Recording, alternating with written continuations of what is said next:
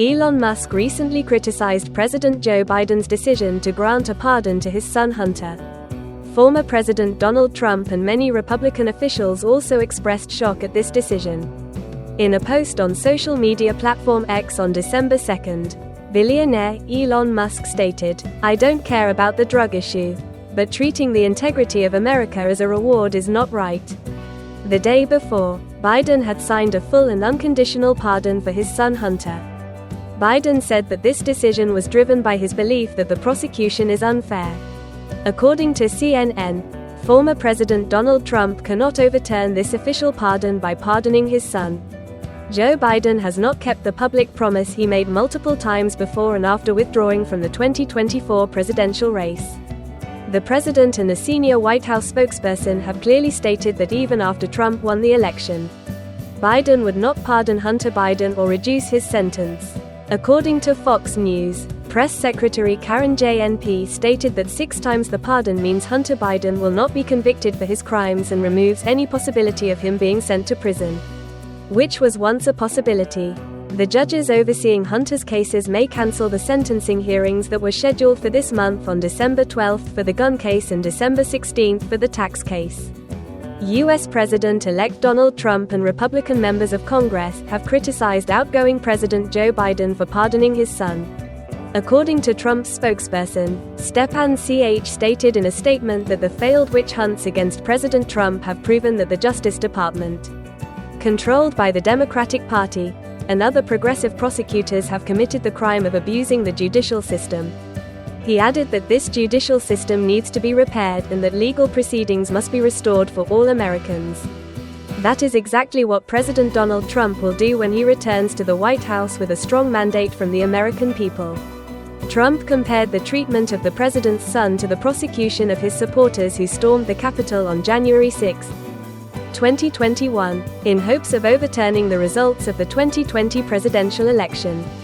Donald Trump knows whether the pardon that Joe Biden granted to Hunter, which includes the G6 members who have been imprisoned for many years, is truly an abuse and a miscarriage of justice. Many senior Republican members of Congress have been horrified, with Senator Chuck Grassley stating that he was shocked by Biden's decision. Artist Marjorie Taylor Greene wrote on social media X that this pardon is Joe Biden's admission that HT is a criminal. Congressman Andy Biggs declared that Joe Biden will go down as one of the most corrupt presidents in American history. Senator George Hyde wrote on social media X that this is a blatant abuse of the law, all to protect the business dealings and influence of the Biden family. The House Oversight and Accountability Committee, controlled by the Republican Party, issued a statement saying that President Joe Biden's unprecedented abuse of power has tarnished the honor of the presidency.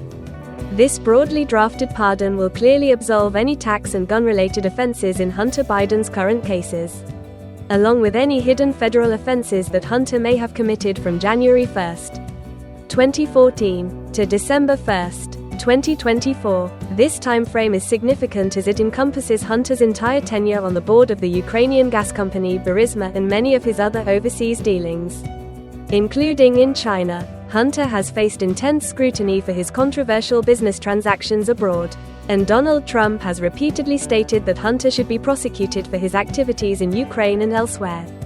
U.S. President Joe Biden has just announced that he has pardoned his son, Hunter Biden, who was convicted earlier this year for illegally purchasing and possessing a firearm, violating tax regulations. The pardon was issued by the president on the evening of December 1st, which is December 0 according to Vietnam time, just weeks before he leaves office and hands over power to the elected president, Donald Trump. In a statement posted on the White House website, Biden wrote, "Today I signed a pardon for my son Hunter. Since my inauguration, I have said I would not interfere in the decision-making process of the Department of Justice, and I have kept my promise. Even while witnessing my son being selectively and unfairly prosecuted without any aggravating factors such as using it to commit crimes multiple times. People are almost never prosecuted just for how they fill out gun purchase forms. Those who are slow to pay taxes due to addiction often end up facing civil decisions. Clearly, Hunter has been treated differently throughout his career. I have followed a simple principle: just tell the truth to the people. They will be fair." And this is the truth. I believe in the justice system. But as I struggle with it, I also believe that unfair politics have affected this process, leading to miscarriages of justice. Once I made this decision, there was no reason to delay any further. I hope Americans will understand why a father and a president would make such a decision. This pardon means that the president's son, Hunter, will not be convicted and will not go to prison. When the judges overseeing Hunter Biden's cases are informed about the pardon, they may cancel the sentencing hearings scheduled for December 12 in the gun case and December 16 in the tax case. This official pardon cannot be revoked by the elected President Donald Trump on June 6. U.S. President Joe Biden gave an interview with ABC News in Normandy, France, where he stated that he would not pardon his son Hunter Biden, who is being prosecuted in Delaware for charges related to illegal gun use. When asked if he would rule out the possibility of pardoning his son, Biden responded affirmatively. The U.S. president also confirmed when asked whether he accepted the verdict of the ongoing trial in Delaware. Earlier, during his campaign, the sitting White House leader Joe Biden had called on the American people to accept the conviction. Former President Donald Trump is now the newly elected president because no one is above the law. In his speech at the White House on the evening of May 31, U.S. time, Mr. Biden stated that he wanted to say a few words about what happened in New York City the day before. CNN reported that the White House leader announced the grand jury's decision in Manhattan, New York, on May 30, declaring Mr. Trump guilty on all 34 criminal charges related to falsifying business records to pay hush money to adult film star Stormy Daniels before the 2016 presidential election, reaffirming the principle in America that no one is above the law.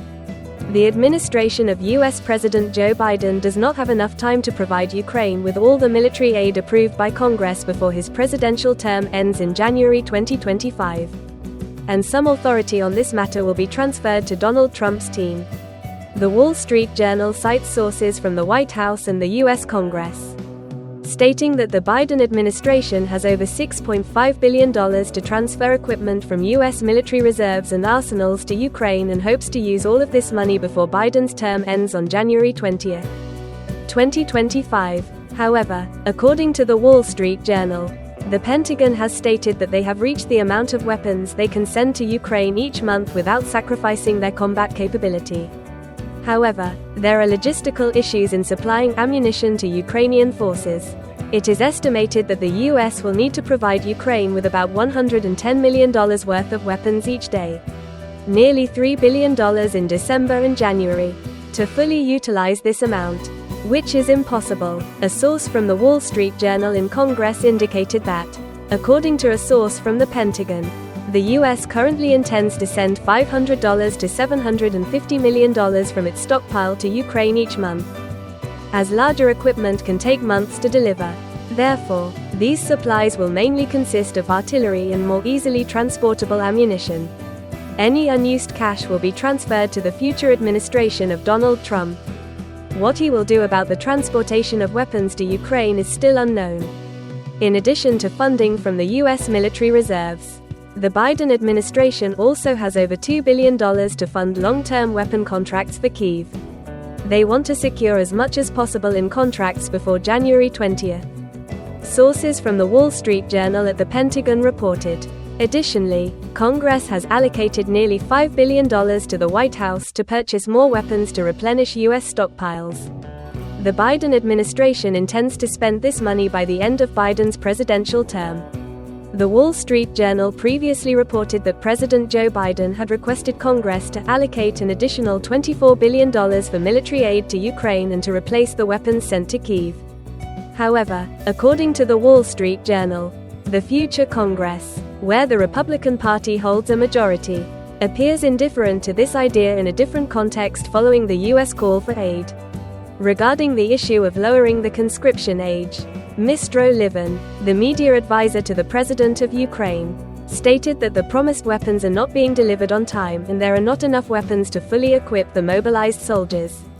He wrote that it is absurd to see calls for Ukraine to lower the conscription age, perhaps to recruit more people, when we can see that the previously announced equipment is not arriving on time due to these delays. Ukraine lacks weapons to equip the soldiers who have already been mobilized.